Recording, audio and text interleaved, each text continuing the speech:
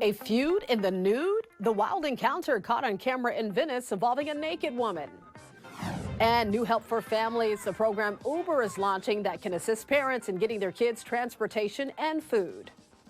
Hello, everyone. You're watching The Rundown. I'm Robin Winston. More on those stories coming up in a moment. But first, we are remembering the life of comedian Richard Lewis, who starred with Larry David in the hit show Curb Your Enthusiasm. Lewis died surrounded by his family after suffering a heart attack Tuesday night at his home in Los Angeles. He was 76 years old.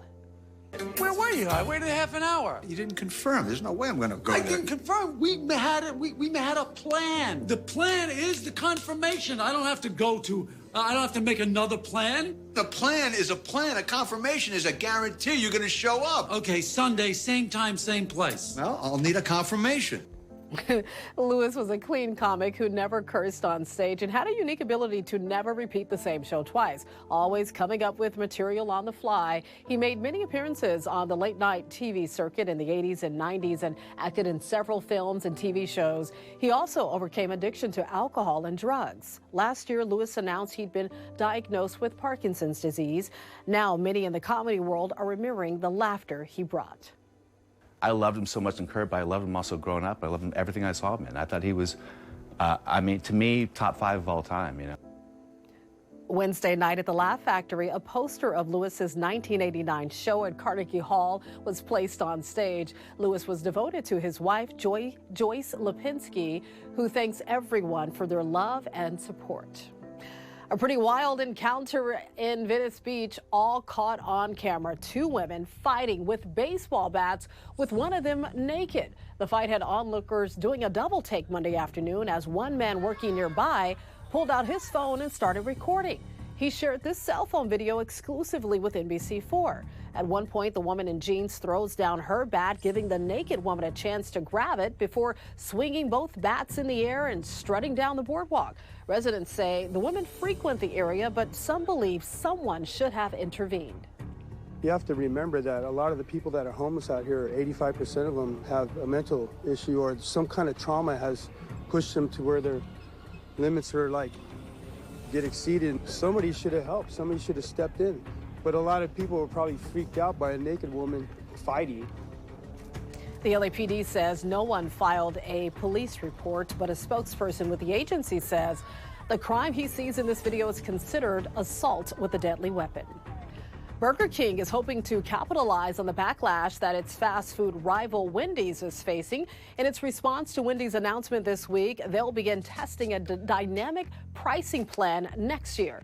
The home of the Whopper is giving away free burgers through Friday, saying we don't believe in charging guests more when they're hungry.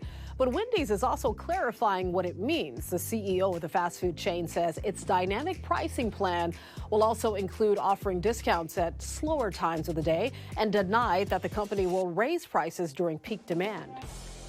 It's time to check in with meteorologist Belinda Leon, tracking another storm heading our way. Hi, Robin. It's going to be a cloudy and soggy start to March. Big changes happening as we step into the weekend. On Friday, 61 for the Inland Empire. On Saturday, we'll have periods of light to moderate rain. And then the storm continues on Sunday. And look at these temperatures. They're going to be chilly. So here's what we're tracking. This next cold system will cause some big impacts to North and Central California. For us here, light rain from late Friday through Sunday. Most of that accumulation will happen on Saturday with snow in the mountains. On top of that, gusty winds and high surf at the coast. Accumulations between 1/4 of an inch to an inch could cause some travel issues, and above 7,000 feet in the mountains, we could get from 5 to 10 inches. Now, this is going to be a cold system. It's going to lower our snow levels by Sunday to around 3,500 feet to 4,000 feet. So if you are going to do any travel over the weekend, those mountain passes could be impacted late Saturday into Sunday. Stay safe.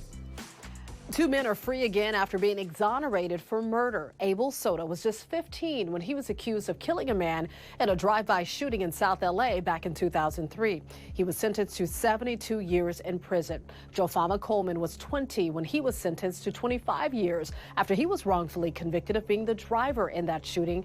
Both men maintained their innocence as they continued their quest for justice. They say the LA habeas corpus litigation unit took their cases. Although I had a lot of resentment towards the system and the people who falsely accused me, for some reason, I just kind of let it go, because if I allow it to anchor me, it's just going to impair my own success. Joe Fama says he plans to become an attorney to help other innocent people. The Supreme Court will decide whether former President Donald Trump can claim presidential immunity from charges of election interference. The former president already made his case on the campaign trail. If you have a president that doesn't have immunity, he's never going to be free to do anything, because the opposing party will always indict him as soon as he leaves the White House. An appeals court ruled against him. Here's Jessica Levinson. She teaches election law at LMU. One of the big arguments was, before you are tried in a criminal case, first you have to be impeached by the House and convicted by the Senate. The D.C. Circuit explained why that simply makes no sense. What if you commit a crime and then resign the next day? You can't be impeached. You can't be convicted. In another legal issue, an Illinois judge kicked Donald Trump off the ballot in that state because of his actions on January 6th. Colorado and Maine did the same thing. The issue is also before the Supreme Court. Their decision on that could come any day. The longest-serving GOP Senate leader in history announced he is stepping down in November. Senate Minority Leader Mitch McConnell says it's time to pass the torch to the next generation. The 82-year-old Kentucky Republican made his decision known on the Senate floor Wednesday. McConnell has served as GOP leader since 2007 and suggested he would finish out his term as senator, which ends in January 2027. An election to replace him as leader will happen in November, with his successor taking charge in January.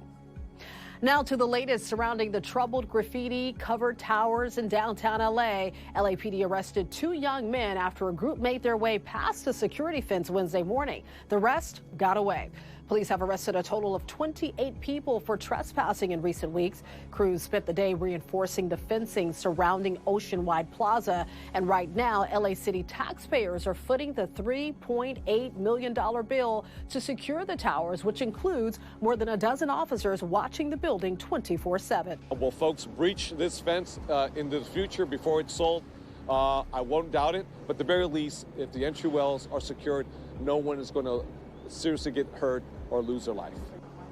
Councilmember De Leon says the city expects the China-based developers of this building to pay up. Otherwise, the city will put a lien on the property. The city is sending LAPD Chief Michael Moore off in a special way as he wraps up his time on the job. Wednesday, the city council honored him for his more than 40 years of service. Chief Moore says he's retiring at a time when many aspects of the department are headed in the right direction. In closing, to the people of Los Angeles, my thanks and appreciation for your partnership, support, and encouragement. To every member of our department, I'm proud of you and the work that you do each day in protecting and serving the people of this great city. After he retires this week, Moore will remain as a consultant for the next few months to support the interim chief, Dominic Choi. Choi steps into the role on Friday. A big announcement from Uber to better help families get around. The rideshare app is launching teen accounts in California. So teens will be able to request their own rides and order food, all with special safety features made for this service. Chris Sanchez with our Bay Area sister station has more on what families can expect if they sign up. Uber is rolling out teen accounts linked with parent or guardian accounts that have safety features we all have already, plus additional features just for those teenagers. Uber sent us this video showing us how it works. Now, we asked a teenager, a parent, a teacher, and an Uber executive to weigh in. I feel like you can ride by yourself. And if your parents got your location, I feel like it's good. I wouldn't like it. I don't think that's okay. Not for my girls to go. And if they're stopped too long, then I freak out. I just don't think the safety of the children here is being considered at all. When parents ask me, hey, should you be putting a 14-year-old or a 15-year-old in a car by themselves with a stranger, I say yes, because of all the safety features that we have built into the platform. When a teenager requests an Uber, the parent or guardian will get a notification and will be able to track the car in real time. Only the highest rated, most experienced drivers are allowed to accept those teen requests. And as you may know, Uber does annual background checks on all drivers. Now, teenagers will get a PIN, which they will have to provide to the driver in order to make sure that the teenager is getting into the right car. And there will be an audio recording of all rides, encrypted for the teenager's privacy, but available in case the teen or the parent needs to file a report of any kind. Now, California is the last state in the U.S. to allow Uber to launch the teen app, but it has been running in some U.S. cities since the beginning of 2023, Uber says, with no trouble. By the way, Uber drivers can opt out of the teen rides if they don't feel comfortable, and teenagers can rate their drivers, or drivers can rate their riders, and guess what? The teenagers are getting higher ratings than the adult passengers at this point. I'm Chris Sanchez in the Bay Area. Now back to you. It turns out the start of spring training with the new team isn't the only thing on Shohei Otani's mind right now. The Dodgers superstar just announced he's a newlywed. Otani let everybody know on Instagram. He wrote that he's gotten married to someone in his native country of Japan, someone who he called very special to him. Otani went on to say he's excited for what's to come and wanted to thank his fans for their support. Shohei got off to a great start this spring, hitting a home run in his first game in Dodger blue on Tuesday. Nice home run and congratulations on getting married. You can always get news and weather updates on the NBCLA app and our website, NBCLA.com. And be sure to tune into Today in LA on NBC4, weekdays 4 to 7 a.m. I'll be helping you get around with traffic reports throughout the morning. I'll see you next time on The Rundown.